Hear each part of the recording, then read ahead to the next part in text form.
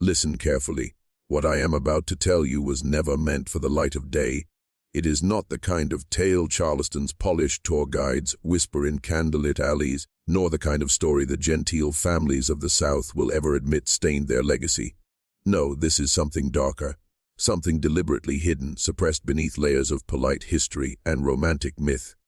And yet, it breathes, it lingers, just as the oleander does, beautiful, fragrant, and fatally poisonous.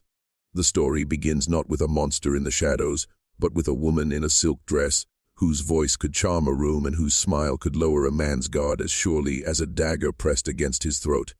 Her name, Lavinia Fisher. They say she was America's first female serial killer.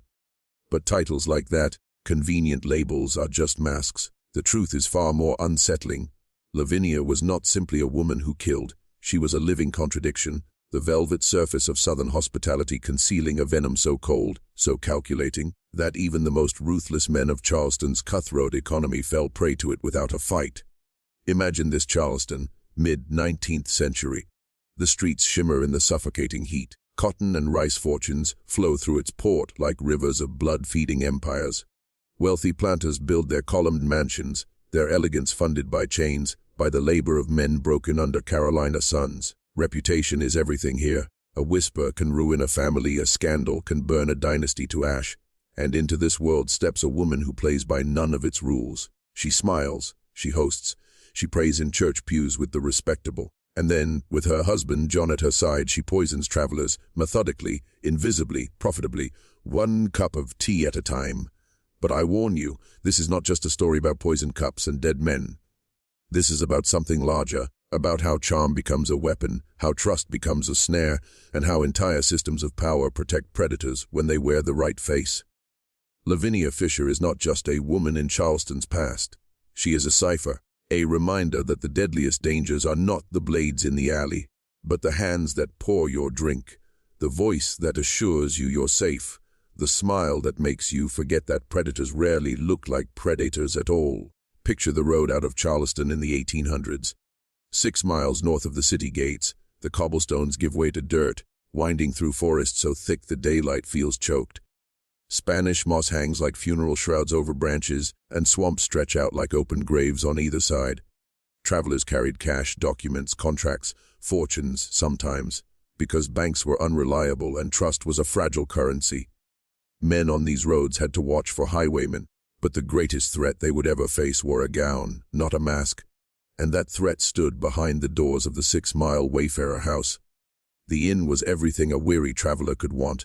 White columns rising from the porch, wide verandas to catch the evening breeze, chandeliers glowing warm through tall windows. To the eye, it promised safety, civility, comfort. But understand this, predators have always known the art of camouflage. That inn was not a sanctuary. It was a snare, perfectly positioned just far enough from the city that desperation drove men inside, and just isolated enough that their cries would be swallowed by the swamps before they reached any living ear. At its heart stood Lavinia, tall, striking, with copper hair that caught fire in the light and eyes the color of deep water, eyes that saw everything, remembered everything.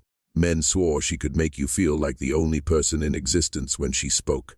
She remembered your children's names, the smallest details of your affairs, the acres you mentioned in passing. She mirrored back to you the image you wanted to see, and you believed her because you wanted to believe her. And when she handed you that cup of tea, sweet, floral, unforgettable, you drank without hesitation. And within hours, you were dead. Now think about this: how many men walked through those doors never to walk out again? How many contracts, fortunes, inheritances vanished into her hands without suspicion? The authorities saw natural illness. Insurance companies saw unfortunate timing. And Charleston's elite saw only what they wanted to see: a beautiful hostess, charitable, God-fearing, generous to the church. That is how corruption hides itself, not with blood and screams, but with civility and smiles. And here's the truth: men don't like to face power. Does not kill with knives. It kills with illusions. It kills by convincing you to surrender, willingly, into its embrace. Lavinia's victims were not murdered in the violent sense. They were persuaded to accept their death, one sip at a time. The first death seemed unremarkable. A cotton merchant, Theodore Grayson, arriving on Valentine's Day, weary from travel, welcomed warmly at the 6 Mile House. He was a healthy man experienced in the brutal trade of Charleston's markets, shrewd enough to navigate cutthroat competitors who would bankrupt their own kin for a shipment of cotton. But in that inn, shrewdness meant nothing. He sat at Lavinia's table, exhausted, vulnerable, trusting. She offered him a restorative tea, honey, flowers, sweetness. He drank, he laughed. He told stories of his wealth, his plans, his empire stretching into Georgia. Hours later, he was dead. The witnesses recalled the details. His speech slowed, his skin drained of color. By nightfall, his chest convulsed with pain. By midnight, his pupils had dilated wide as the darkness outside, and a strange, almond-like scent clung to his breath. When the doctor arrived, it was too late. Grayson lay still in the bed, peaceful, almost as though sleep had claimed him. But the truth was far crueler. Oleander petals, pink, poisonous, fatal, were scattered across the floor of his room, a signature no one understood at the time. Do you understand the precision here? This was not rage. This was not the chaotic violence of a killer driven by impulse. This was art. Methodical, deliberate, patient. Lavinia was not merely poisoning men. She was scripting their deaths. The tea, the charm, the hospitality. All of it was theater, designed to lower defenses until the moment came when their life was hers to extinguish. And yet, Charleston society looked away. The insurance companies paid their claims. The authorities dismissed the deaths as misfortune, fatigue, or disease. After all, who would dare accuse a woman of such refinement, such piety, such generosity, of something as vulgar as murder? Who would risk tearing away the mask of Southern gentility to expose the rot beneath? Here is the truth you must face. Corruption does not live in shadows. It lives in plain sight, protected by beauty, by wealth, by reputation. Men like Grayson died not just because of Lavinia's poison, but because the system itself wanted to believe in her innocence. A dead man is inconvenient, yes, but suspicion cast on a lady of virtue. That was unthinkable, and so the killings continued. One after another, men walked into that house, and none of them realized they were stepping across the threshold of their own graves. By spring, the deaths had multiplied. A tobacco inspector from North Carolina, William Claiborne, arrived weary from the road, burdened with ledgers and contracts. He, too, was greeted with charm. He, too, drank the tea. Hours later, chest pains, labored breath, the same sweet almond odor, the same scattering of oleander petals. Another corpse lowered into the earth, another claim filed with the insurance companies, another whisper dismissed as coincidence. Then came Edgar Beaumont, a land surveyor trusted by Charleston's wealthiest planters. He had mapped their fortunes, charted their plantations, held the secrets of boundaries and bloodlines in his careful hands. He was found lifeless in his room after a night at the 6 Mile House, his heart silenced by the same invisible hand, and the record shows his death, too, was filed away, categorized as natural causes. Stamped, signed, forgotten. Do you see the pattern? A pattern so obvious it should have shaken Charleston to its core, yet it remained unseen because no one wanted to see it. Death was common in the Low Country. Malaria, yellow fever, cholera. These words carried more weight than suspicion. And in that environment, Lavinia thrived. She turned the chaos of disease into camouflage, hiding murder inside the statistics of misfortune. Meanwhile, her reputation only grew. She attended church socials with a Bible in hand, quoted scripture, led sewing circles for the ladies of Charleston. She gave to the poor, nursed the sick during storms, smiled with the glow of Christian charity. Men saw only beauty and kindness. Women saw refinement, elegance, generosity. And all the while, travelers disappeared one by one, their fortunes swallowed, their names erased. Understand this. True predators know how to use institutions as weapons. The church shielded her, the community praised her, and the insurance companies, those great engines of money and paper, kept fueling her crimes by paying out again and again. Every institution that should have exposed her instead became her accomplice. And so the 6 Mile House became more than an inn. It became a machine. A quiet machine of death, where profit was measured in funerals and reputations kept suspicion at bay. The truth was there, written in bodies, in petals, in breath that smelled of almonds. But no one spoke it, no one dared, and the silence, that silence, was the soil where her power grew. Not everyone was blind, not everyone was willing to accept the silence. In the spring of 1847, a man named Samuel Hartwell arrived in Charleston. He was not a local. He was not tied to the polite circles that protected their own with whispers and handshakes. Hartwell was an investigator for the Mutual Assurance Company of Virginia, a man whose profession demanded he look where others refused. And unlike Charleston's gentry, Hartwell was not seduced by charm. He was trained to see patterns, trained to ask why misfortune always seemed to strike in the same place, under the same roof, with the same traces of poison left behind. Hartwell had a reputation. He was educated, relentless, the kind of man who would pore over documents for weeks to catch what others missed in a glance. And when he began reviewing the insurance claims from Charleston's road, he found something that chilled him. 17 men, all between the ages of 25 and 50, all in apparent good health, all dead within months of purchasing new life insurance policies.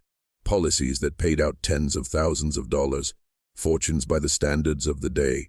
Fortunes that vanished into the pockets of beneficiaries whose connections circled back to the same places, the same names. Hartwell knew disease could explain some deaths, accidents too, but not this many, not this precise, and certainly not with the same details repeating like a signature the sweet odor on their breath, the presence of oleander petals in their rooms, the sudden collapse after being cared for by a hostess at a particular inn. He began tracing the chain of insurance sales, and here is where the mask began to slip. Many of the dead men had purchased their policies not from seasoned male agents, but from a mysterious woman. She called herself Laura Ferguson, a widow who traveled the Charleston, Savannah, Columbia corridor, selling generous policies with an almost supernatural ability to convince men to sign their names. Her description, tall, striking, copper-haired, green-eyed, intelligent, unforgettable, was repeated again and again. The same description witnesses gave of Lavinia Fisher. Do you understand what that means? She was not only poisoning men in her inn, she was planning their deaths long before they walked through the door. She was writing their fates in contracts, ensuring that when their bodies went cold, the money would flow exactly where she wanted it. Hartwell saw it, and in that moment, he realized he was not chasing random misfortune. He was staring at the architecture of murder, a structure so carefully designed it could not have been built by chance. And once you glimpse such a design, there is no turning back. Hartwell began walking the road himself. 6 miles north, into the swamps and silence, where the 6-mile house rose like a beacon for wary men. He studied the property as a hunter studies a trap. The inn's placement was not accidental. It stood at the precise point where travelers from Charleston, exhausted and alone, would feel compelled to stop before the wilderness pressed in around them. The woods thickened here, the air grew damp and suffocating, and night fell heavier than anywhere else. To continue past that point meant gambling with bandits, wild animals, or worse, the fear of becoming lost in the marshes. The 6-mile house promised light, food, comfort. It was not just a business. It was bait. Inside, Hartwell observed the illusion. Imported Persian rugs, crystal chandeliers, polished furniture, all signs of wealth far beyond what an innkeeper could honestly earn. Lavinia herself moved through the rooms like a conductor guiding a symphony. Every guest was acknowledged, every detail remembered, every smile calculated. John, her husband, faded into the background, a quiet caretaker of grounds and property. Together, they created a stage so convincing that no one thought to question the script. But Hartwell noticed the details others ignored. The way Lavinia insisted on serving her tea herself, never trusting the servants. The way her eyes lingered when men drank it, as though measuring how long it would take for the poison to root itself in their blood. The peculiar habit of scattering oleander blossoms throughout the rooms, not enough to draw suspicion, but enough to explain away the petals found beside the dead. It was not ornament, it was cover. And then there were the ledgers. Hartwell studied the flow of money, insurance payouts, inheritances, debts erased, properties quietly transferred. Each time, someone profited.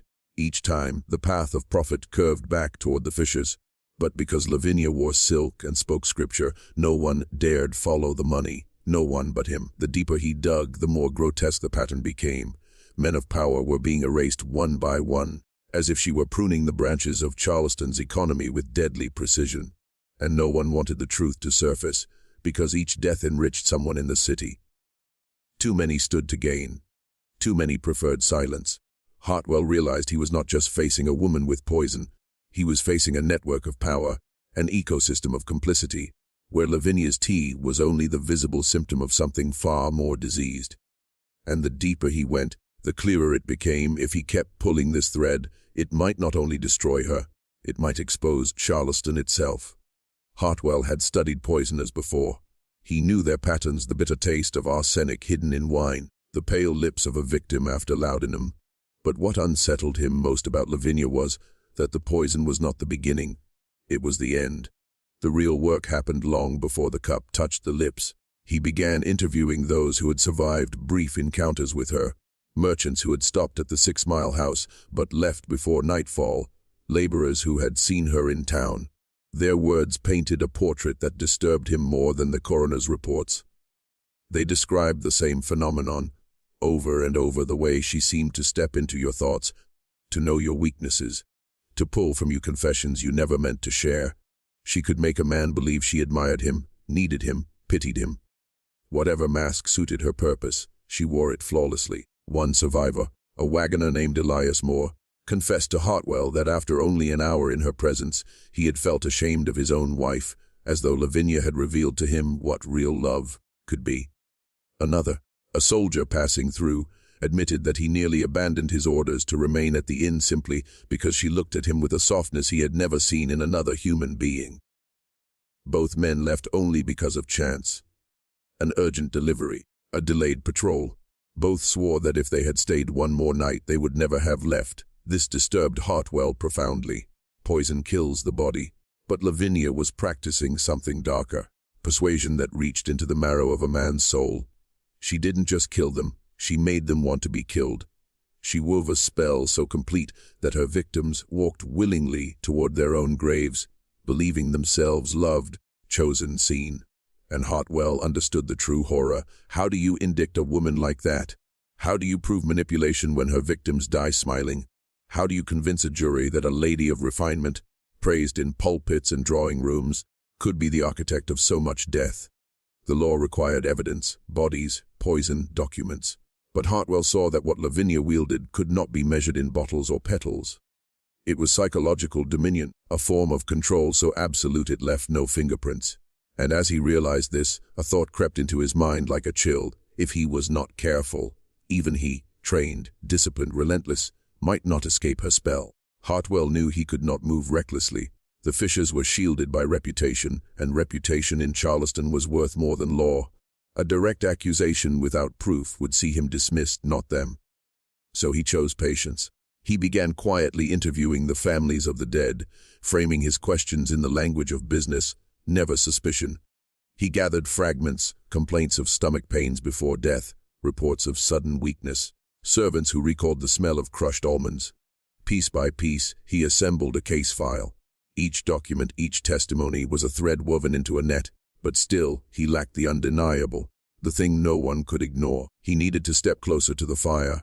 And so, one summer evening, Hartwell checked himself into the 6-mile house as a guest. He arrived with the air of a wary traveler, his boots coated in dust, his voice low, his manner unremarkable. To Lavinia, he was just another man. Another Mark. She welcomed him with the same practiced warmth, leading him to a polished table where the tea service waited. The ritual was always the same. He watched her closely as she poured. The delicate way she tilted the teapot, the slight hesitation before handing him the cup, the careful placement of her fingers, as if ensuring the poison had been measured just so. She smiled, and her smile was flawless. Hartwell lifted the cup but did not drink. He pretended to sip, letting the steam rise past his face while he fixed his eyes on her. For the briefest second, so fleeting most would miss it, her expression flickered, a microsecond of anticipation, the predator waiting for the kill.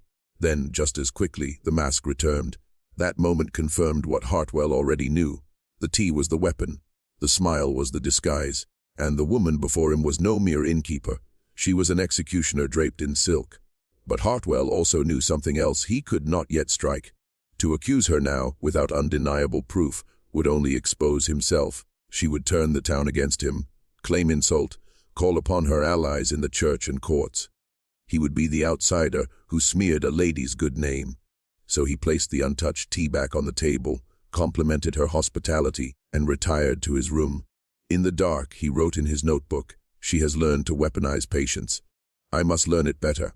It was no longer just an investigation. It was a duel. Hartwell left the 6-mile house alive, but not unnoticed. Lavinia had watched him too closely, measured his restraint too carefully, to dismiss him as an ordinary traveler.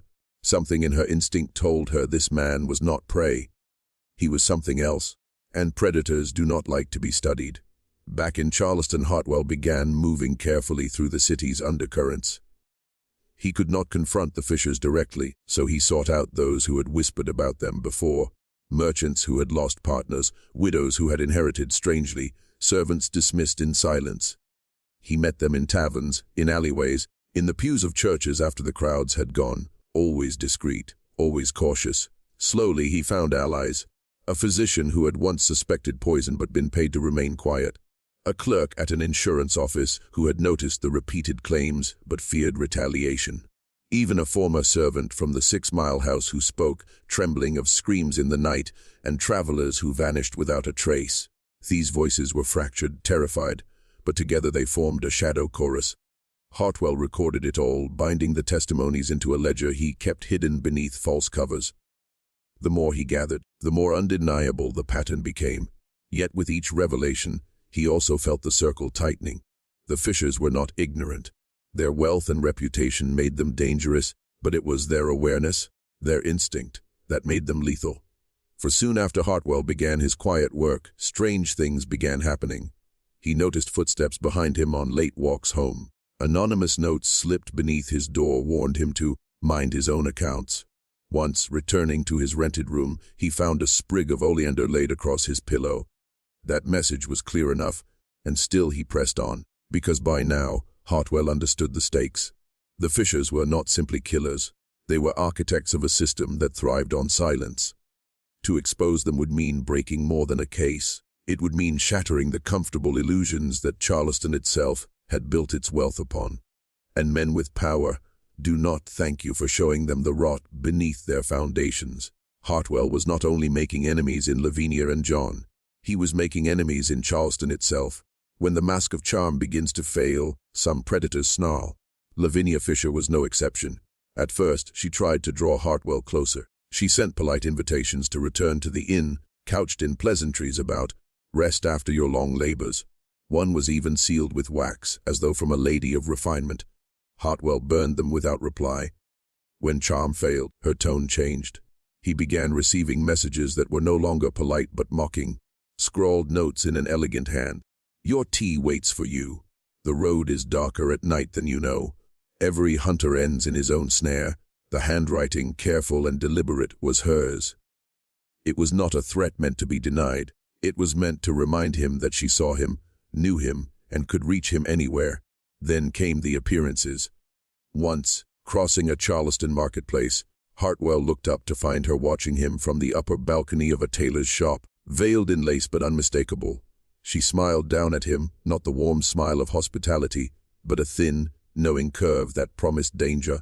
Another evening, as he walked near the Cooper River, he glimpsed her reflection in the water before he heard her voice behind him, "Be careful on the banks, Mr. Hartwell.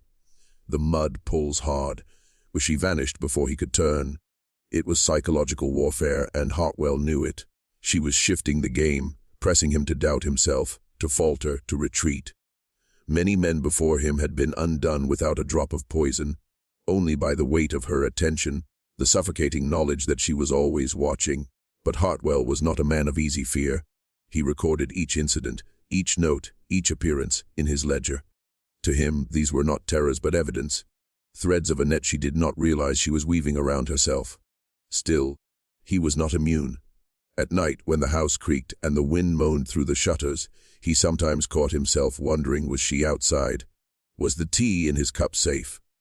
Could her charm, if he met her eyes too long, erode even his will? It was one thing to study a predator.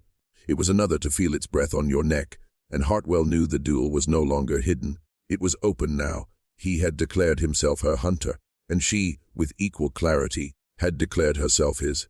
Hartwell decided that waiting would only deepen the danger. Every day he delayed gave Lavinia time to tighten her hold on Charleston, to erase evidence, to swallow her secrets in silence. He needed something undeniable, proof that could stand against her charm, her allies, her wealth. So he laid a trap. He arranged for a traveler, a man in his confidence, a fellow investigator from Savannah. to lodge at the 6-Mile house under false pretense. The man carried with him marked coins, a forged insurance policy, and a trunk designed to appear valuable.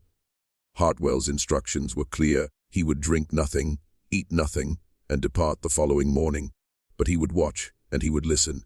For 2 days, Hartwell waited in Charleston with his nerves wound tight as wire. When his ally returned, pale and shaken, Hartwell read his notes with grim satisfaction. The report was damning. Lavinia herself had pressed the tea upon him, watching with too much intent.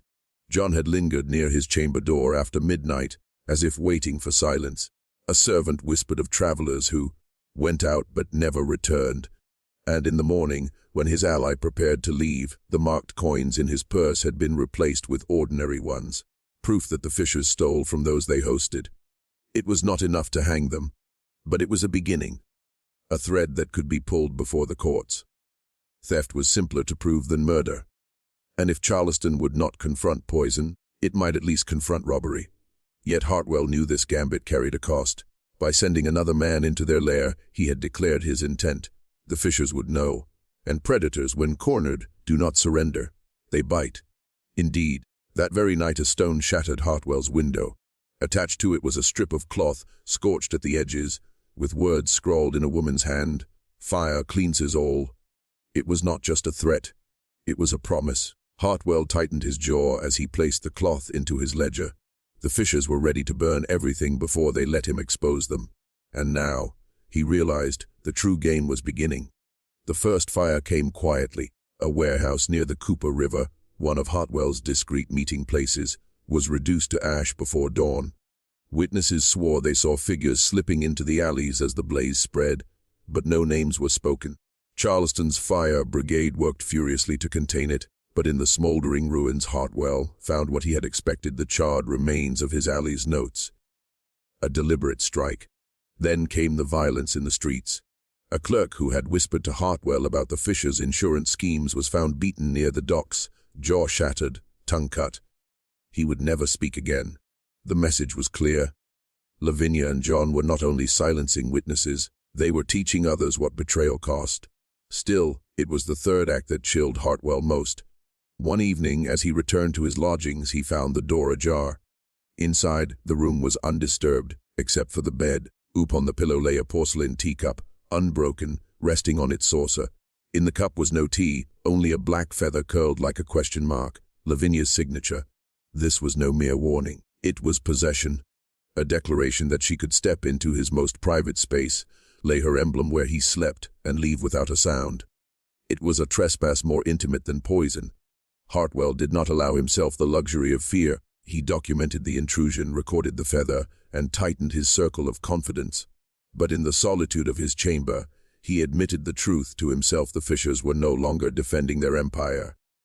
They were hunting him, and he, bound by law and evidence, was forced to play a slower game than they.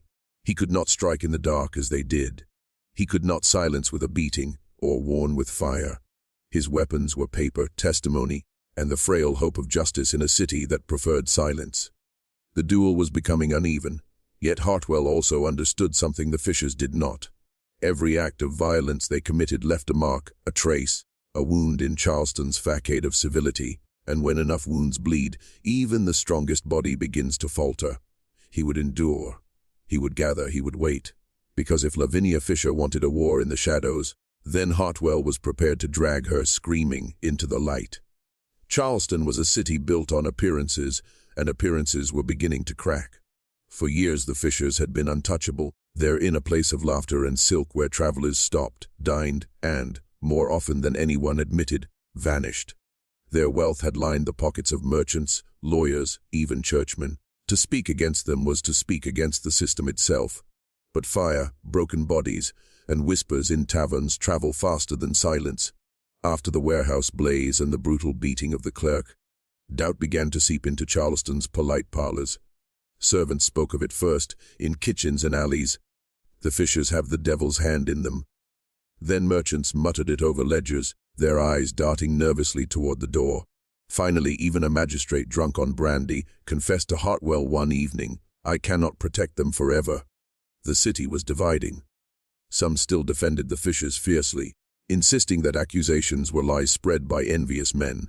Others, quieter but growing in number, began to shift toward Hartwell, a widow whose husband had vanished on the road, a banker who found the Fishers' accounts curiously fat while others starved. Even a young curate, trembling as he spoke, confessed that Lavinia had once pressed tea upon him with eyes that watched too closely. Hartwell recorded each testimony. His ledger grew heavy with names and details. But as the book grew, so did the danger. Those who spoke to him knew the risk. Several begged him not to use their words in court. Others swore they would stand, but only if others stood with them. It was not only the Fishers Hartwell had to fight, it was fear itself. Fear that had been cultivated, polished, and sharpened by Lavinia's very presence. And Lavinia, sensing the tide's uncertain turn, did not retreat. She appeared more boldly now, striding through markets, attending services, smiling as though nothing whispered against her. Some said she grew more beautiful the more she was accused, as if danger itself adorned her. She laughed when women crossed the street to avoid her, and once, at a gathering, she raised a glass of wine and toasted aloud, "To those who watch me too closely, may they never blink." The room fell silent. Then laughter erupted, uneasy but obedient. Charleston was trembling on the edge of revelation. Hartwell could feel it, like a city holding its breath. One more spark, he thought, one undeniable act, and the silence would collapse. But the question was, who would strike that spark first? The spark came on a moonless night. A young farmer named James McElroy, barely 20, set out for Charleston with a car to produce and a pocket of silver. He never arrived. 2 days later, his horse stumbled into the city without rider or cart, its reins cut clean. The boy's mother wept in the marketplace, her cries rising over the noise of trade. Word spread like fire in dry grass. For the first time, suspicion did not remain a whisper. All knew the boy had last been seen passing the 6-mile house. Within hours, a search party rode north. They found McElroy's cart in a ditch stripped bare. His body was never recovered, but in the dust of the road lay something no one could ignore: his cap, stained with blood, resting not 50 paces from the Fishers' inn. And when the party confronted Lavinia, she did not deny it. She stepped onto the inn's porch in a white gown, eyes glinting, and said with a voice that carried into the road, "Men vanish every day. Who are you to blame me for the world's hunger?" Gasps followed. Some swore she smiled as she spoke. Others claimed her voice was colder than stone. But what mattered was that she said it publicly, boldly, too boldly, for Charleston's merchants could overlook whispered rumors, stolen purses, even the disappearances of strangers. But a local boy, the son of one of their own, torn from the road. This they could not ignore. The grief was too raw, too near. Crowds gathered in Charleston Square demanding justice. Preachers thundered from pulpits about the wages of sin. Mothers clutched their sons when they walked near the road to 6 Mile. And in taverns the name Fisher no longer drew nervous silence. It drew curses. Lavinia had overplayed her hand. Her defiance, meant to cow, had instead stirred rebellion. For the first time, Hartwell saw the city's fear bend toward courage. Witnesses who once trembled began to step forward. Merchants offered their ledgers. Servants spoke of vanished guests. Even a constable, red-faced with shame, admitted he had been paid to ignore the disappearances. The dam was breaking, and Hartwell, standing at the center with his ledger heavy in his hands, realized the truth: the Fishers were no longer untouchable. They were exposed. And predators, when exposed, do not flee, they strike. The Fishers did not cower when Charleston turned against them. They struck back with fury. Within a week of James McElroy's disappearance, violence surged on the roads north of the city. Travelers reported ambushes not from highwaymen but from groups of armed riders, men who bore no masks and made no attempt to hide their allegiance. They were fishermen, loyal to John and Lavinia, emboldened by desperation. Wagons were overturned, goods stolen, and those who resisted were beaten bloody and left in the dust. Then came the assault on the stagecoach.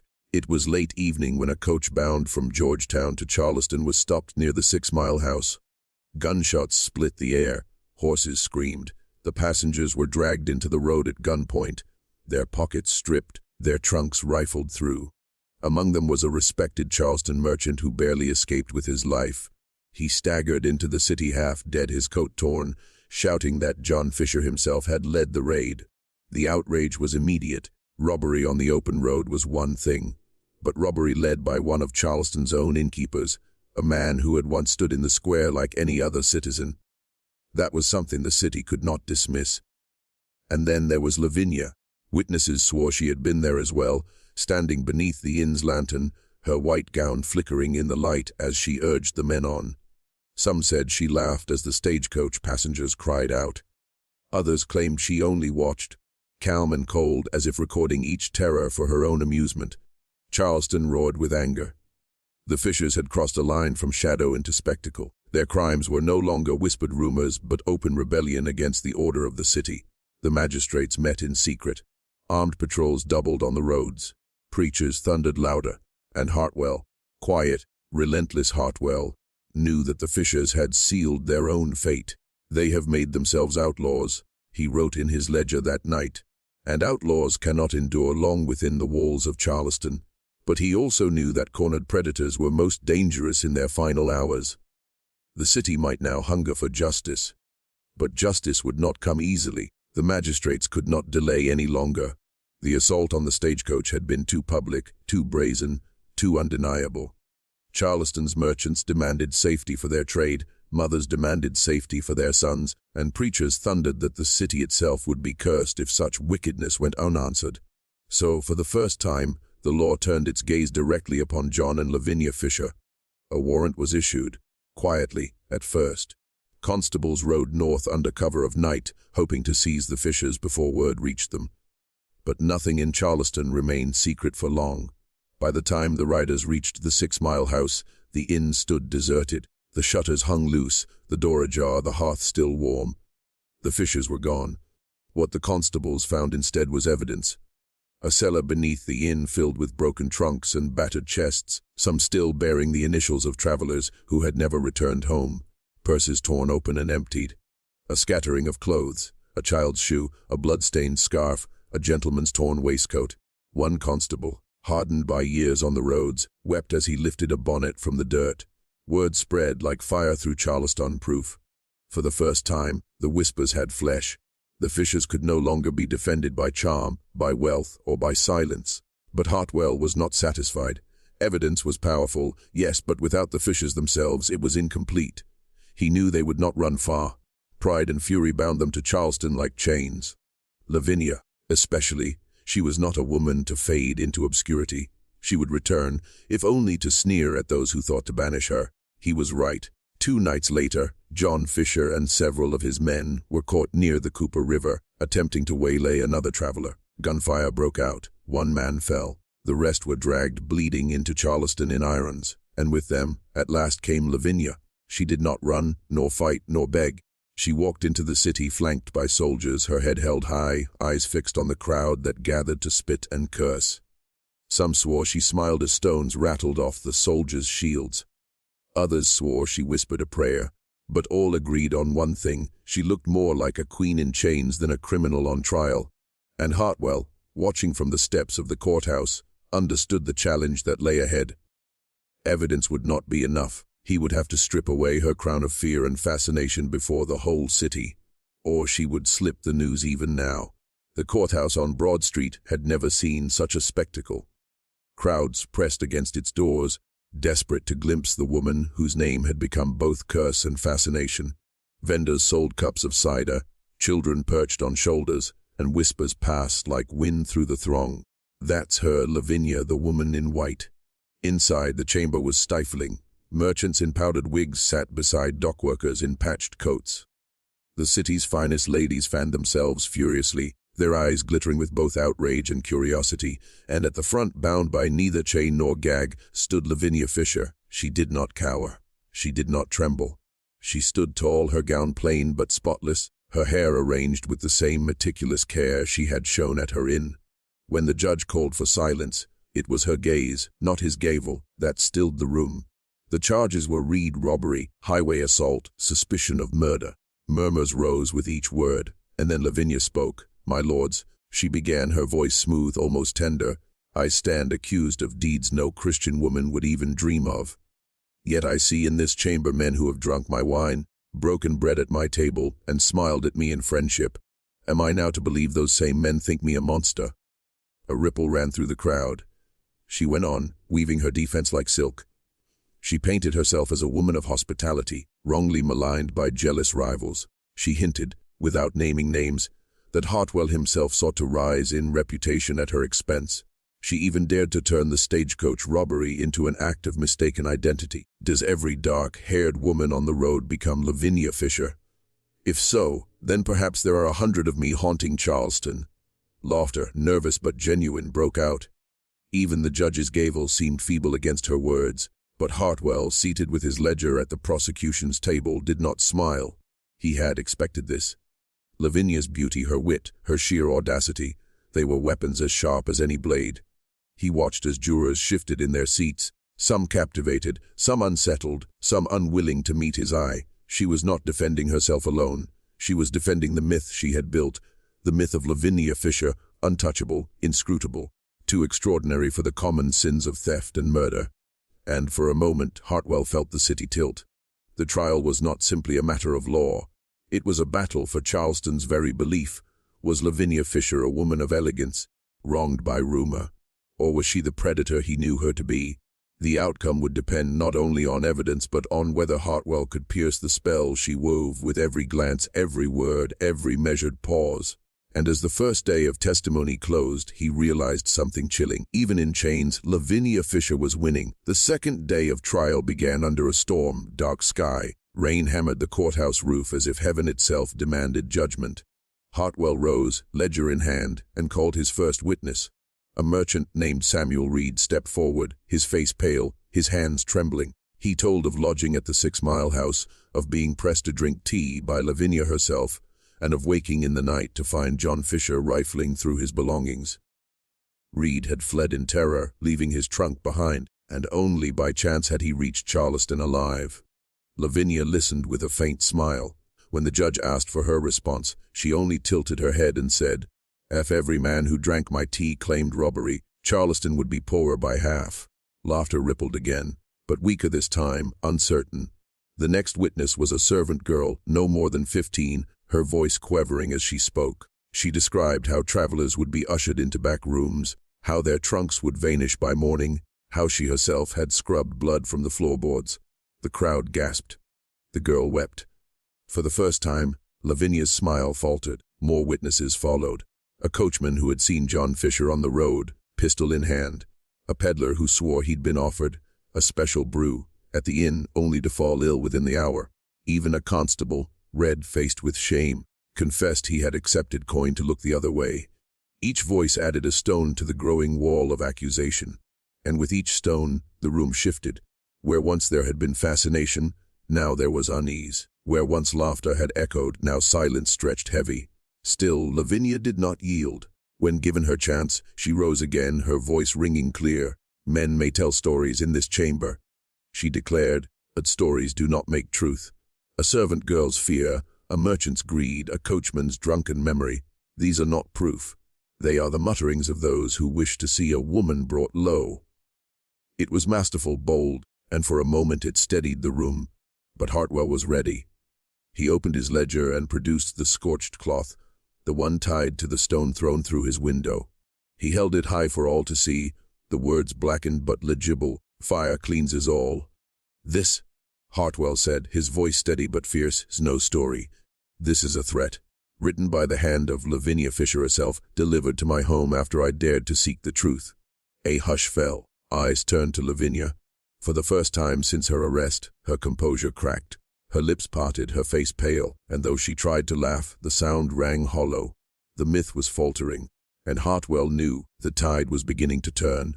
The storm outside raged on as if echoing the storm within the courthouse. The crowd, once enthralled by Lavinia's elegance, now shifted uncomfortably in their seats. The spell was cracking, and Hartwell could feel it, though he knew one wrong step could still shatter his case. That wrong step, however, came not from him, but from John Fisher. When called to speak in his own defense, John rose with the swagger of a man who had lived too long by intimidation. His shoulders squared, his eyes glared at the jurors as though they were foes rather than arbiters. "They call me a thief," he spat. "But what man among you hasn't taken what he needed when times were hard? They call me a robber, yet these merchants grow fat while honest men starve. And they call my wife a murderess. My wife, Who is too fine a woman to dirty her hands with the blood of fools who should have known better than to travel alone? Gasps filled the chamber. Lavinia's eyes snapped to him, wide with fury. John pressed on, his voice rising, his words more reckless with every breath. If these weaklings had the courage to face the road like men, none of this would matter. They came to us begging for shelter, for food, for mercy, and now they cry foul because they paid the price we asked. Let them choke on their own cowardice. The judge slammed his gavel, demanding order. The jurors whispered furiously among themselves. The crowd hissed and jeered, and in the midst of it all, Lavinia's mask shattered. She leaned toward her husband, her voice a venomous hiss, but it carried through the chamber. You fool. You damn us both. You Hartwell seized the moment. Rising, he pointed directly at John. Ladies and gentlemen of the jury, he said, his voice ringing above the din, you have heard the truth from the man's own mouth. Not rumor, not story, his own confession. He admits to theft, to robbery, to extortion and worse. And you have seen how his wife smiles at suffering, how she bends truth into lies. Ask yourselves, do you believe this city safe while such wolves walk among us? Silence followed. A heavy, irrevocable silence. For the first time, the Fishers no longer seemed like figures of fascination. They seemed dangerous, cornered, unrepentant. The tide had turned. Hartwell closed his ledger with a snap. The verdict was no longer in doubt. The jury did not deliberate long. Some said it was less than an hour, others that it was hardly more than the time it took to pray. When they returned to the chamber, their faces were pale, set with grim resolve. The foreman stood, his voice carrying over the restless crowd. On the charge of highway robbery, guilty. On the charge of assault with intent to kill, guilty. On the charge of murder in complicity with her husband and others, guilty. The words fell like stones into the silence. John Fisher clenched his fists, his jaw tight, but said nothing. He stared straight ahead, as though defiance might shield him from the weight of the verdict. Lavinia, however, laughed, a low, ringing laugh that startled even the gods at her side. She lifted her chin, her eyes blazing not with fear, but with something fiercer. Triumph or madness, or perhaps both. Guilty, she said, her voice rising over the murmurs. What care I for the judgment of men? You think your laws bind me. You think your gallows frighten me. No rope can strangle what I am. Gasps swept through the chamber. Some swore they saw jurors cross themselves, others that the judge himself flinched at her words. The gavel struck, sharp and final. John and Lavinia Fisher. The judge intoned, his voice heavy with solemnity. You have been found guilty of robbery, assault, and murder. It is the sentence of this court that you be taken from hence to the jail, and from there to the place of execution, where you shall be hanged by the neck until you are dead, and may God have mercy on your souls. The chamber erupted. Shouts of relief, cries of outrage, prayers, curses. The guards dragged the Fishers away through the uproar. John walked in silence, his head bowed, his shoulders slumped beneath the weight of fate. Lavinia, though, walked as she had entered, tall, proud, unbroken. She turned her head to the crowd, her smile wide and terrible. You may hang my body, but my spirit will never rest. I will walk these roads until the end of days. The doors slammed shut. Charleston exhaled. But Hartwell, clutching his ledger against his chest, felt no victory. He knew what was coming would not be a quiet death. Lavinia Fisher would make her final stage upon the gallows, and all of Charleston would remember it. The Charleston jail was a place of stone and shadow, its walls slick with damp, its corridors echoing with the moans of debtors and thieves. Yet within its confines, John and Lavinia Fisher became not mere prisoners, but a spectacle. Crowds gathered outside the barred windows each day, hoping to glimpse the woman who had bewitched and horrified a city. Street vendors sold ginger cakes and cider to the waiting throngs. Children were lifted onto shoulders, pointing eagerly if they caught sight of a pale hand or a flash of dark hair behind the iron. Lavinia gave them what they came for. She would step to the bars with her hair loose, her eyes bright, and address the masses as if she were a queen upon a balcony. She cursed the courts, mocked the merchants, and promised vengeance upon the city that had condemned her. You think you will bury me, she cried one evening, her voice carrying across the square, but I will rise again, and your sons and daughters will dream of me in their sleep. Some jeered. Others cheered. Many, unsettled, simply listened. John, by contrast, sank into silence. He spent his days slumped on the straw, staring at the floor, muttering prayers that faltered on his lips. Once, when pressed by a visiting minister, he confessed that perhaps God's judgment would be harsher than man's. But Lavinia never repented. To the ministers who came to her cell, she laughed in their faces. "Do you think I fear your sermons? Do you think your God can do worse than your gallows?" And yet, when the torches guttered low and the crowd had gone, some swore they heard her voice soften in the dark. Not prayer, but a whisper, low and fevered, repeating the same words over and over. "They will not forget me. They will not forget me." Outside, carpenters worked by lantern light, erecting the scaffold on Meeting Street. The gallows rose stark against the skyline, its timbers looming like a grim monument. The city braced for a spectacle unlike any it had seen, and in her cell, Lavinia Fisher prepared not for death but for her final performance. On the morning of February 18, 1820, Charleston awoke as if to a festival. Bells rang, carts rattled down the cobblestones, and streams of people poured toward Meeting Street. By mid-morning, thousands crowded the square, their breath steaming in the chill air. Merchants hawked cider, roasted chestnuts, and broadsheets proclaiming "THEXEKTAOFT face us!" The gallows stood in the center, stark and terrible, its fresh, hewn beams black against the pale sky. The ropes dangled, swaying slightly in the wind as though impatient for their work. From the jailhouse, the condemned were led out. John Fisher walked first, flanked by guards, his wrists bound. His face was drawn, his eyes red, rimmed from nights without sleep. He stumbled once, and a guard caught his arm. He murmured prayers beneath his breath, too faint for the crowd to hear. Behind him came Lavinia. She did not stumble. She did not bow her head. She emerged into the light like a queen stepping onto her coronation stage. Her gown, hastily altered by sympathetic women in the jail, was stark white. A bride's dress, some whispered, or a shroud. Her dark hair streamed loose over her shoulders, her eyes glittered with defiance. The crowd roared. Some cheered, some cursed, some wept. Children clung to their mothers' skirts, staring in awe at the woman who seemed less prisoner than spectre. "Look at her," someone whispered. "She walks like she's not afraid." Mounted officers forced the mob back as the prisoners were marched up the wooden steps. The boards creaked beneath their feet. The minister offered prayers, but John's lips alone moved in reply. Lavinia only smiled, her gaze sweeping the crowd as if she were memorizing every face. At last the sheriff read the sentence. "John Fisher and Lavinia Fisher, for the crimes of robbery and murder, you are hereby condemned to die by hanging." The crowd hushed. The nooses swayed. John trembled, tears streaking his face, whispering, "Lord, have mercy on my soul." Lavinia, however, stepped forward. She raised her chin, her voice ringing out clear and terrible above the silence. "If any among you has a message for the devil, give it to me now, for I shall carry it to him myself." A collective gasp swept the square. Some cried out in horror, others in wild admiration. Mothers pulled children close. Men crossed themselves. The words sealed her legend, for in that moment she ceased to be merely a woman. She became a myth, Charleston's eternal ghost. The ropes were placed around their necks. The hemp was coarse, creaking as it tightened. John Fisher wept openly now, his body sagging between the gods.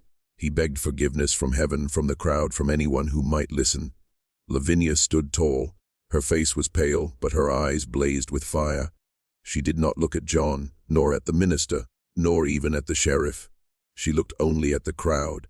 The thousands gathered to see her end, and she smiled. "Do you see?" she called out. "You may take my life, but you will never take my name! Remember it! Remember Lavinia Fisher!" The sheriff gave the signal. The trapdoors fell. John dropped with a strangled cry, his body jerking against the rope, then falling limp. The crowd murmured, some crossing themselves, some turning away, but Lavinia leapt. Rather than letting the gallows claim her passively, she threw herself from the platform with such force that the rope snapped taut in a violent arc. Her body swung high, her white dress billowing, her hair whipping in the wind like a banner. The crowd screamed. Some swore they heard laughter echo as her neck broke, others that her eyes remained open, staring, burning into those who watched. For a long moment, her figure swayed against the sky, luminous in white, like some unearthly bride suspended between earth and hell. Then at last she was still. The sheriff declared justice done. The bodies were cut down and taken for burial in unconsecrated ground, far from the city's churchyards. But Charleston did not feel cleansed. The crowd dispersed in uneasy silence, whispers trailing like smoke. Mothers hushed children who cried that they could still see her face. Men muttered that they would never pass the 6-mile house again without shuddering.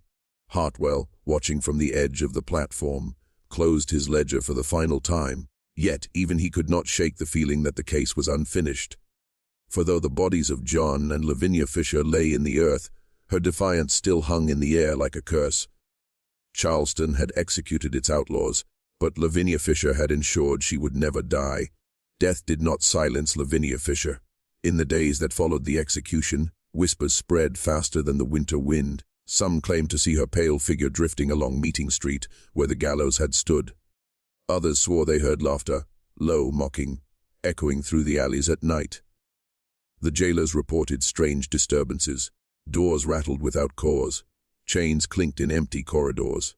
And on more than one occasion, a guard swore that a woman's voice whispered from the darkness, "Remember me." Travelers who passed the site of the old 6-mile house began telling uneasy tales.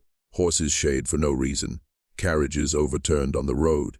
Wayfarers swore they were hailed by a woman in white who beckoned them from the roadside, only to vanish into the mist. Within months, Lavinia Fisher was no longer merely a condemned criminal. She had become a figure of dread and fascination, her name spoken in the same breath as witches and restless spirits. Charleston itself seemed divided. To some, she was the devil's bride, cursed to walk until Judgment Day. To others, she was a wronged woman, executed more for defiance than for guilt, haunting the city as a reminder of injustice. And yet, all agreed on one thing: she had kept her promise. She was not forgotten. Children dared each other to whisper her name at night. Preachers warned their flocks against the sins of vanity, greed, and murder, invoking her fate as a warning. And visitors to Charleston found themselves drawn to the tale, eager to walk the same streets where her shadow lingered. The legend of Lavinia Fisher had begun, and it would grow, fed by every retelling, until no one could say where truth ended and myth began. The old Charleston jail became the heart of the legend. Its hulking stone walls loomed over the city, blackened by weather and rumor alike. Even by day it cast long, grim shadows. By night it seemed alive with whispers. Locals avoided its gates, muttering prayers as they passed. Strangers who dared to venture close often fled before midnight, swearing they heard voices calling from within. Again and again those voices were said to be hers. Guards who patrolled the corridors long after the execution swore they saw a woman in white gliding through the darkness. Some claimed her face was beautiful, others that it was twisted in fury, her eyes burning like coals. She would vanish before their torches, leaving only the scent of roses or the stench of decay. Prisoners spoke of her too. Men awaiting trial said she came to their cells at night, whispering of the gallows, her cold hand brushing their cheeks. A few claimed she promised them freedom if they would only say her name aloud 3 times. None dared. By the 19th century's close, the jail was called Lavinia's house. Guides told travelers that her restless spirit paced the upper floors where she had once been held, her voice echoing against the iron bars. Even when the jail was abandoned in 1939, the stories did not fade. Urban explorers, thrill seekers, and ghost hunters who entered the ruin all returned with tales footsteps in empty halls, doors slamming, cold fingers at their throats. Many swore that in the moonlight they saw a figure in white peering from the highest window, her mouth curved in a terrible smile. Charleston had birthed many legends, but none so enduring as hers. For Lavinia Fisher did not merely die upon the gallows. She took root in the city's bones. And with each retelling, her legend grew stronger. 2 centuries have passed since the gallows took Lavinia Fisher, yet her presence lingers as though time itself cannot erase her name. Tour guides still whisper her story along Charleston's cobbled streets. By lantern light, they lead visitors past the looming shell of the old city jail, pointing to its barred windows and telling how she stares from them still. Travelers shiver, clutching one another as the tale unfolds: a woman who laughed at death, who promised to deliver messages to the devil, who swore she would never be forgotten and wasn't. Historians argue over the facts. Was she truly a murderer, the nation's first female serial killer, luring victims to poisoned tea and hidden cellars? Or was she, as some suggest, a woman condemned more for her sharp tongue and defiant spirit than for her crimes? The records are unclear, the evidence thin. But the truth matters less than the legend. Because in Charleston, Lavinia Fisher is more than history. She is myth. She is caution. She is spectacle. She is the whisper that turns a stroll past the jail into a shiver, the shadow that transforms a crumbling ruin into a haunted citadel. She is every defiant woman who refused to bow, every outlaw who met death on their own terms.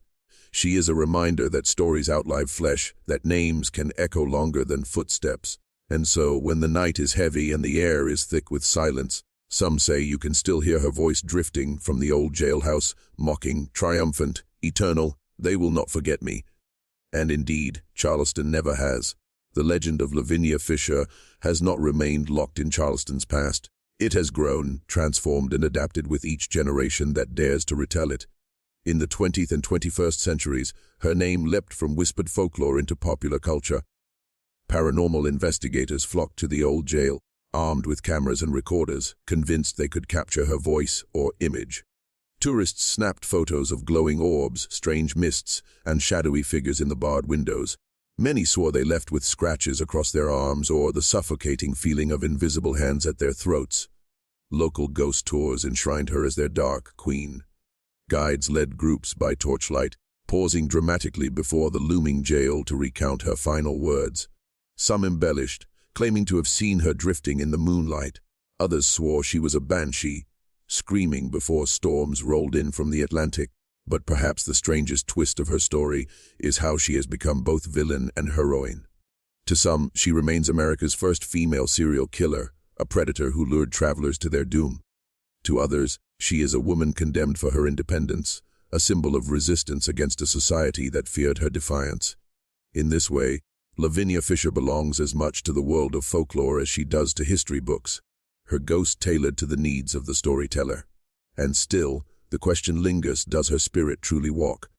On humid Charleston nights, when the Spanish moss hangs heavy and the streets are empty, locals claim to hear footsteps echoing behind them.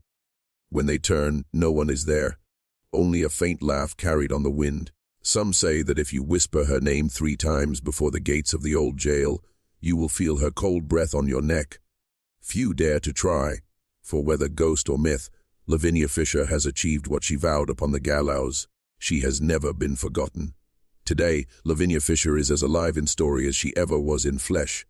Her name appears in books about Charleston, in ghost story anthologies, in television specials about America's most haunted places. Paranormal reality shows dedicate entire episodes to her, pacing through the ruins of the old jail with night vision cameras whispering her name into the dark.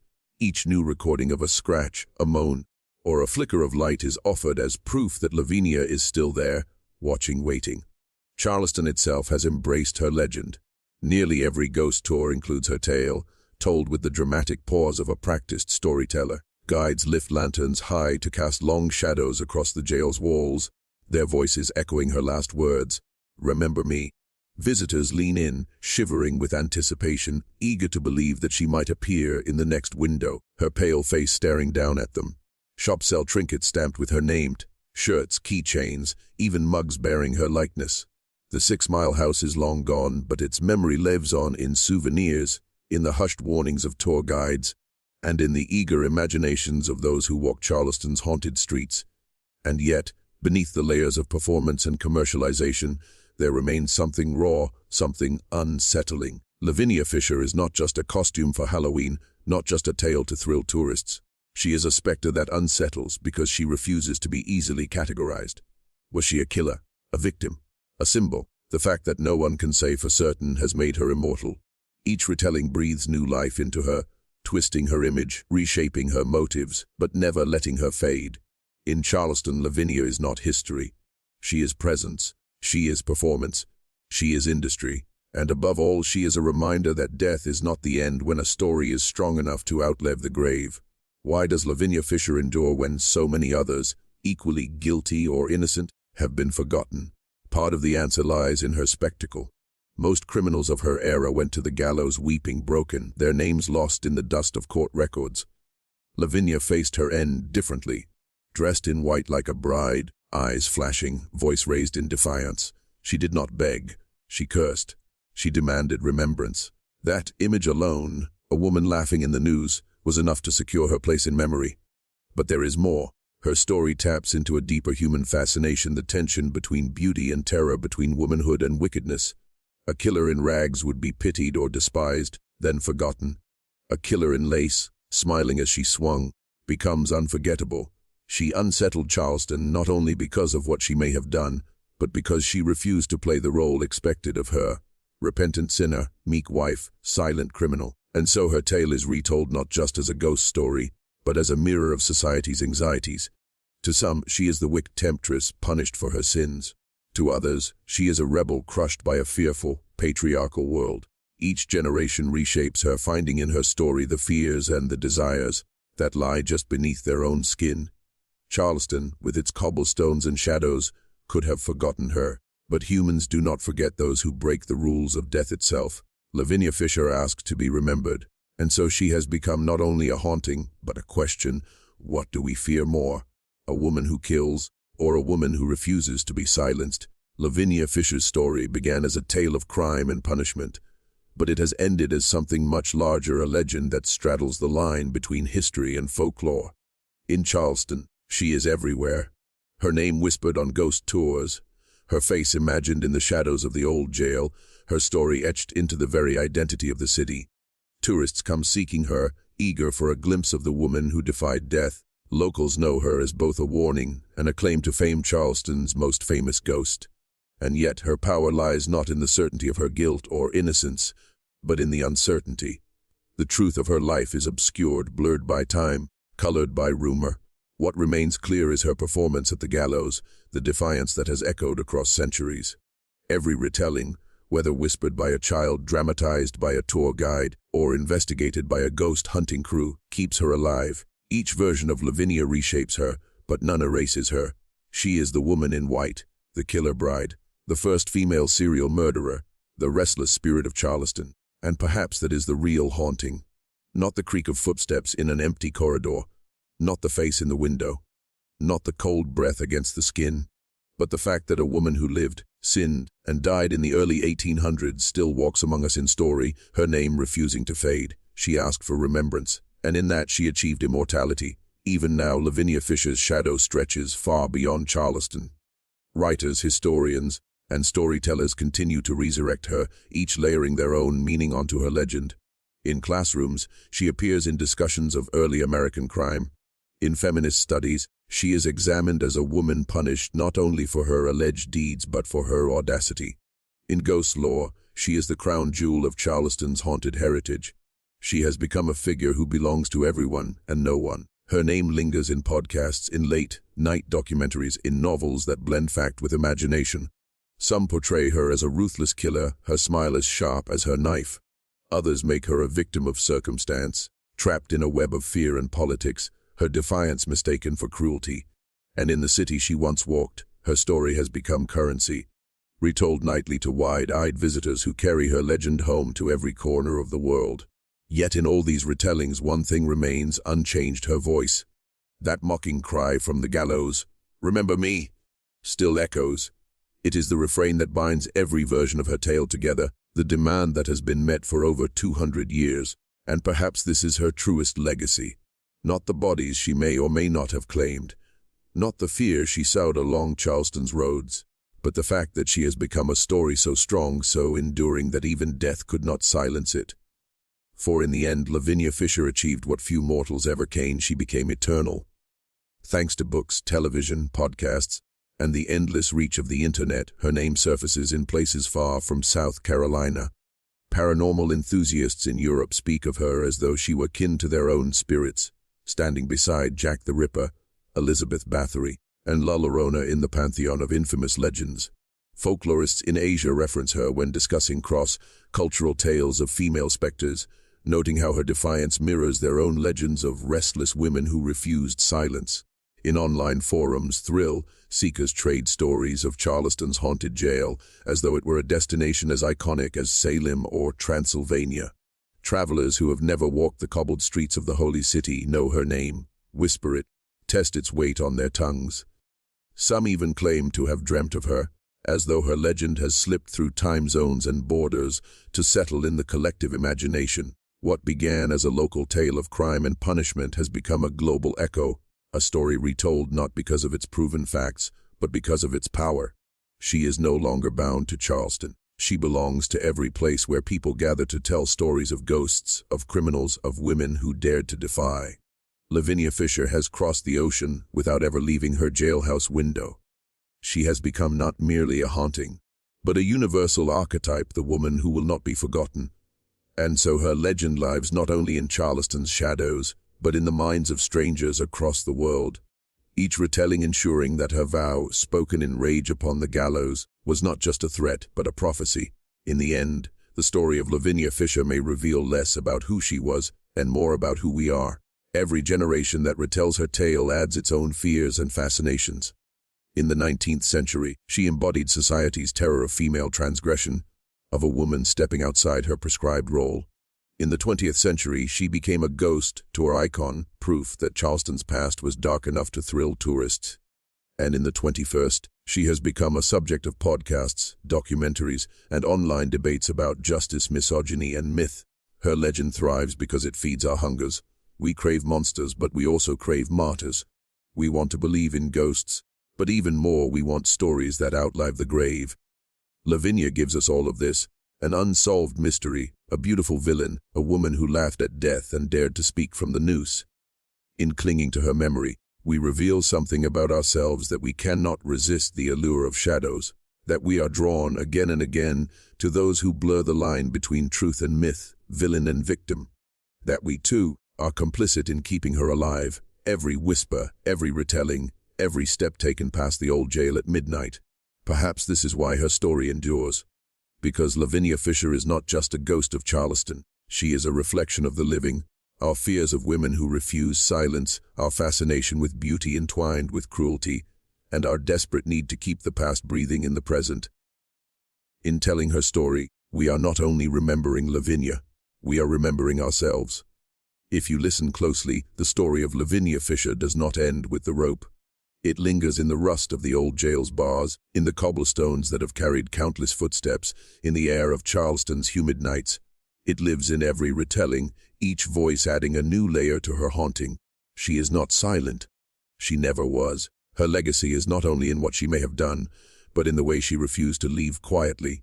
She left the world with a demand, a challenge, a curse, or perhaps a promise. Remember me, and we have.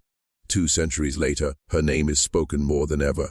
She has been painted as a monster, a victim, a spirit, an icon. She has been condemned and defended, feared and admired, and still she persists unshaken, unchanged at her core. A woman who refused to be forgotten. Perhaps that is her true haunting, not the face in the window, not the flicker in the dark, but the way she slips into our imaginations and refuses to leave. For as long as we tell stories, as long as we gather in the dark to whisper about ghosts and killers and those who defy the grave, Lavinia Fisher will walk among us. Not as a memory, not as a myth, but as a presence. Legends rarely die the way people do. They breathe differently in whispers and retellings, in candlelit tours, and in the hush of midnight conversations. Lavinia Fisher has proven this truth. Where her body fell silent, her story rose louder, reshaped by each tongue that dares to speak her name. It is almost as if she knew the power of story itself, the way it outlasts stone, rope, and time. Some call her a killer, others a victim, others still a restless phantom wandering the iron corridors of Charleston's past. Yet in every telling, she gains new life. That is the paradox of Lavinia Fisher. She was executed to be forgotten, erased as a criminal. Instead, she was immortalized. The very act of silencing her made her eternal. And so, when you hear her name, when you walk the cobbled streets, or glimpse the cracked walls of the old jail, know this: you are not just recalling a ghost story. You are answering her demand. You are keeping her alive. Perhaps that is what she wanted all along. Not absolution, not revenge, not even truth, but remembrance. And in that, she has triumphed. The story closes, yet the silence it leaves behind is never empty. In Charleston, the old jail still stands. Its windows hollow, its stones heavy with memory. Tourists pass by with cameras, ghost hunters linger with recorders, and locals glance at it with the quiet familiarity of something too long a part of their lives to vanish. But when the night deepens, when the streets empty, and the air grows still, the place seems to remember. It is then that her presence is strongest. A shift in the air, a prickle on the skin, a fleeting shadow that seems to stand just at the edge of vision. Some say it is fear playing tricks. Others insist it is her, the woman who laughed at the gallows, who would not bow her head, who swore she would never be forgotten. Perhaps it doesn't matter, for whether she walks those halls in spirit or only in story, Lavinia Fisher remains. The jail may crumble, the streets may change, the city may move on, but as long as the name is spoken, as long as her defiance is remembered, she is still there. And if you listen closely, as the night wraps itself around Charleston, you may hear her voice, not as a scream nor a whisper, but as a steady, mocking reminder, remember me. And with that, the door of the old jail slams shut. But perhaps the story does not end even with the slam of the jail door. Because Lavinia Fisher has never truly stayed behind those walls. She walks with those who speak her name, drifts with every whisper of her legend, lingers in every retelling across generations. A tale so often told becomes more than history. It becomes ritual. Every repetition is an invocation, every memory a summoning. When you read her story, when you carry her image in your mind, you are participating in that ritual. You are keeping the curse, or the promise, alive. She demanded remembrance, and in recalling her, you bind yourself to that vow. This is why her ghost feels so real, even to those who have never set foot in Charleston. It is not only the city she haunts, but the minds of those who dare to imagine her. She has become more than a woman, more than a spirit. She is a presence stitched into folklore itself, and so her story cannot end here. It will not end in section 38 or 40 or 100. It will continue retold by others yet unborn, in voices not yet heard. Each new telling will shift her shape, but her essence will endure. For Lavinia Fisher is no longer only of the past. She belongs to forever. Every legend is more than a story, it is a binding. When a name is spoken, when a tale is carried forward, it becomes a ritual act. In telling Lavinia Fisher's story, whether around a fire, on a tour, or within the quiet of a book, we are not merely remembering. We are participating. We are feeding the ghost. Perhaps that is why her presence feels so immediate. She is not locked in the 1800s, not confined to Charleston's rotting jailhouse walls. She is wherever her name is repeated, wherever her defiance is admired, feared, or debated. She survives because we keep her alive, one word at a time. Think of it, her enemies sought to erase her with rope and gallows. Yet the act of telling her story, of writing her into newspapers, sermons, warnings, became the very thing that ensured her survival. What was meant to destroy her transformed into her immortality. And now, here you are, reading, remembering, participating. You are part of the spell. You are part of the curse. You are part of her eternity, because each retelling is another voice added to her echo. Each whisper of her name another thread in the web that binds her to the living. And whether you believe in ghosts or not, the effect is the same. Lavinia Fisher is still here, because of you. You've carried me this far. Through gallows and ghost stories, through fact and fiction, through the shadows of Charleston's past. And still, you keep reading. Still, you keep listening. Do you know what that means? It means I have you now. I warned them once. I told them I would not be forgotten.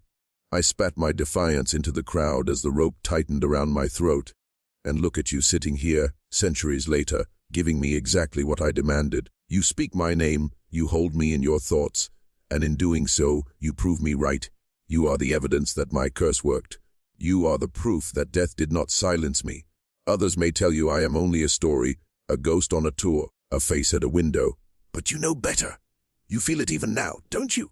That faint chill creeping along your spine, that prickle at the edge of your vision, that is me. That is my reminder. You are not just reading about me, you are keeping me alive. And I will not let you forget. Do you feel it yet? That tightening in your chest, that unease you cannot quite name, that little voice in your mind telling you to look over your shoulder. That is me. I do not need chains or cells, or even Charleston's crumbling jailhouse. I need only memory. I need only your attention. Every moment you give me, every word you read, is another doorway opened, another thread tying me closer to you.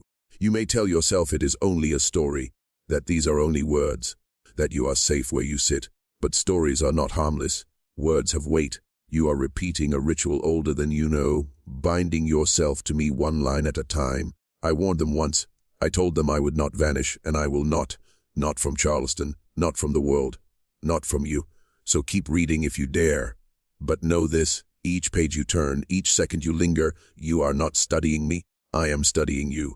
You thought this was history. You thought this was legend. You thought you could read about me and then put me down and walk away. But you can't. Do you understand? I am not the one trapped here. You are. These words are not ink. They are doors. Every sentence you've let into your mind has been another step closer, another thread wrapped tighter. And now I am inside. Stop reading if you like. Close the book. Shut the screen. Blow out the candle. It will not matter. You have already let me in. I do not need Charleston's jail anymore. I do not need the rope, or the gallows, or the cold stone walls. I have found something better. I have found you, and you cannot unremember me now. You belong to my story. You belong to me. Do you hear me now? I am not there. I am not then. I am here. Inside your eyes as you follow these words. Inside your breath as it quickens. Inside your thoughts where you cannot push me out. You wanted a story. But I am not a story. I am the shadow between your heartbeats. You think you're alone. Look again. You think this is safe. Think harder. You think you can close this and forget me. Try. Every silence will carry my laughter. Every shadow will hold my outline. Every mirror will remember my face before you do. Because you read me. Because you called me. Because you let me in. And I am not leaving. Not tonight. Not tomorrow. Not ever. Do you understand? Remember me. Remember me. You thought I was finished. You thought the rope silenced me. You thought time erased me. Fools. I do not fade. I do not sleep. I do not forgive. Every word pulls me closer. Every glance feeds me. Every page turns the key. You. Yes, you. Do not look away. Say it, my name. Say it, Lavinia. Say it again and again and again. Until the walls shift. Until the dark bends. Until you feel my breath at the nape of your neck. Because this is not a story anymore. It is a door. And you opened it. Now step through. The circle is drawn. The words are spoken. The veil thins. You have carried me this far. You cannot stop now. Not without finishing what you began. Whisper it. Speak it. Let it rise from your throat, Lavinia. Once for the rope that failed to silence me. Twice for the earth that would not hold me. Thrice for the centuries that could not forget me. Do you feel it? The air shifting. The room tightening. The shadows leaning closer. You are not safe behind your screen. You are not untouched in your chair. The ritual does not care where you sit. Every reader is a witness. Every witness is a vessel, and vessels are meant to be filled. Say it again. Say it now. Say it until you can hear my laughter inside your own. I am here. I am here. I am here. Stop pretending this is a story.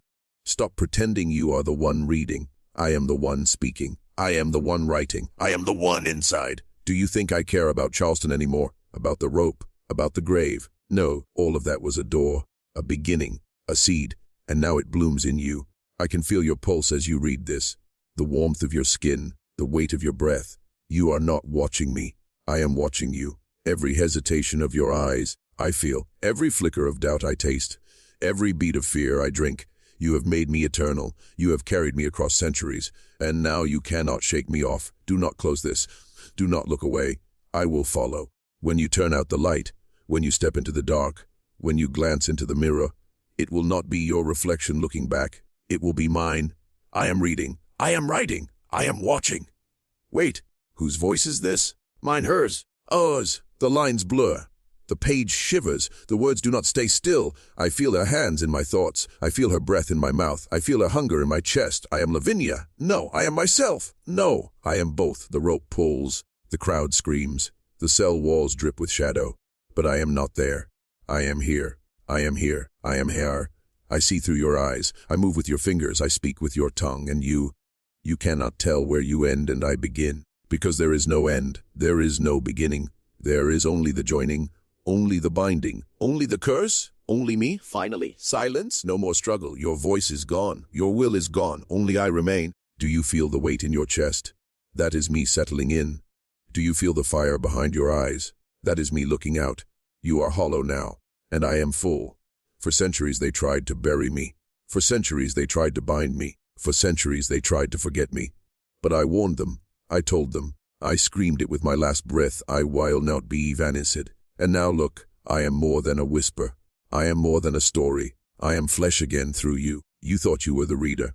But you were the vessel, the ritual, the offering. And I have taken what is mine. So walk, speak, breathe. But no, it is not you anymore. It is me. Forever. Do you think you are the only one? Do you think you alone carried me this far? No, every whisper of my name is a spark. Every telling of my story is a chain. Every reader, every listener, every believer, they are mine. One by one they fall. One by one they open. One by one they let me in. I do not need a body. I do not need a tomb. I do not need a single voice. I am legion in memory. I am infinite in repetition. I am eternal in fear. Look around you. Every shadow holds me. Every silence feeds me. Every retelling strengthens me. Charleston was the seed. You were the vessel. But the world is my harvest. And soon, when my name passes lips in the dark, when my story is whispered in fear, when my face flickers in the corner of sight, I will not be legend. I will not be ghost. I will be everywhere. The world thought me forgotten. A name in a dusty record. A whisper in a ghost tour. A woman hanged and buried in shame. But shame does not bind me. Death does not bind me. Time does not bind me. I have outlived the rope. I have outlived the gallows. I have outlived the silence they tried to force upon me. And now I rise. Not as a shadow. Not as a tale. Not as a memory clinging to crumbling walls. I rise as fire in the marrow. I rise as a storm in the veins. I rise as the name you cannot unspeak. I am the curse. I am the covenant. I am the crown. Every reader who finds me is mine. Every voice that utters me is mine. Every life that fears me is mine. No longer Lavinia Fisher the accused. No longer Lavinia Fisher the condemned. I am Lavinia Fisher the eternal, and the world will kneel.